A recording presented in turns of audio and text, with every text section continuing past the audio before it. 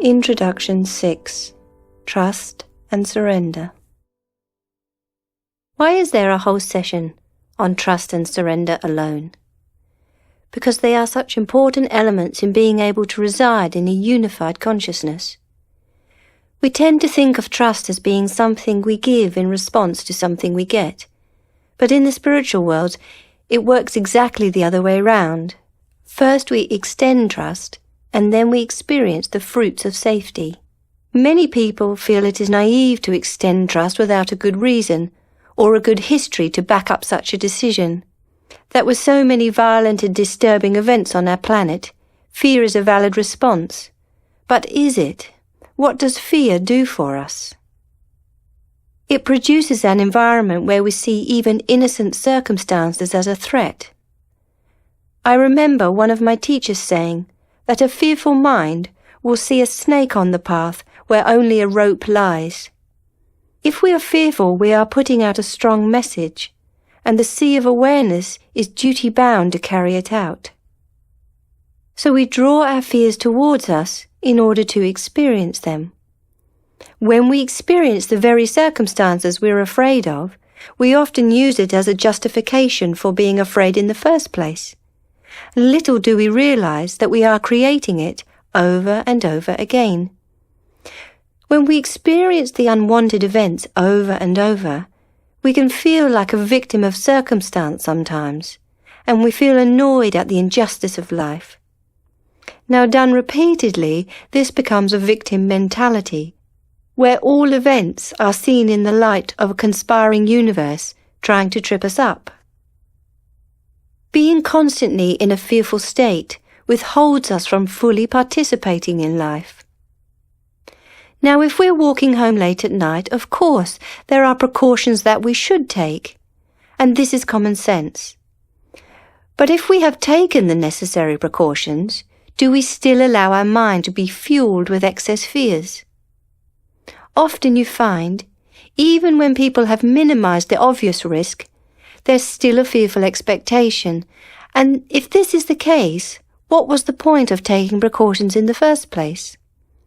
Precautions are supposed to minimize our exposure to risk and to increase our feelings of safety, thereby reducing our fear. But a fearful mind looks for what is wrong, what is lacking. It is not looking for safety, and so it sees it not. How often do we stop and question the validity of our fears? How often do we look exclusively for what is right about a situation, person, event? It's an interesting exercise.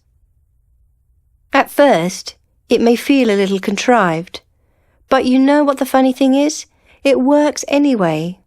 Even when the mind knows that you are just doing an exercise, purposely seeing what is working, what is good, what is lovely, produces warm feelings of satisfaction, confidence and safety. And when this practice is done regularly, you can develop it into a habit, and habits generate consistent expectations. Habitually expecting safety brings what? That's right, safety. Far from being naive, we develop confidence and trust in ourselves and in our environment. And as we know, the sea of awareness never lets us down on that.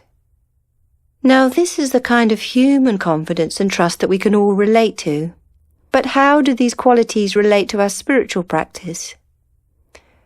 Well, trust allows us to develop an unshakable faith in the reliability of the sea of awareness, the absolute accuracy of our design, and the reassuring knowledge that everything happens in response to our instructions. Throughout history, we have had those who embodied that trust of conscious awareness in their life. People like Jesus, Buddha, and more recently Gandhi. They knew that there is only one thing we cannot do. We cannot stop that central light.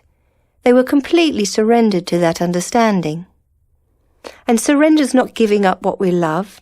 It's giving up engaging in what's holding us back. Profound trust surrenders us to our good. We are all that light to the same degree. It's not that there is more light or less light in some people than others. This is completely erroneous. Because this energy is the only lasting substance in existence, it is the only building block in existence.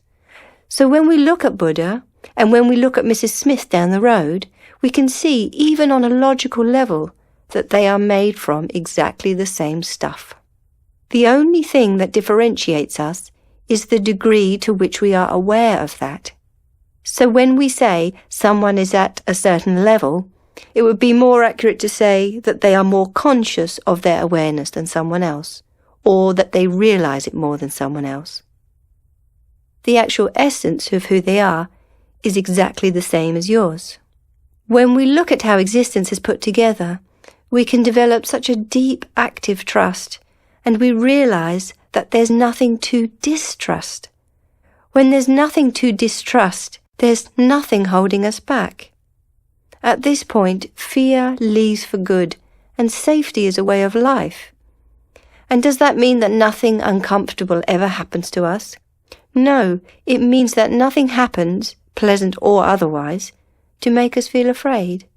Once we understand the relationship between thought and form, we are no longer afraid of our own creations.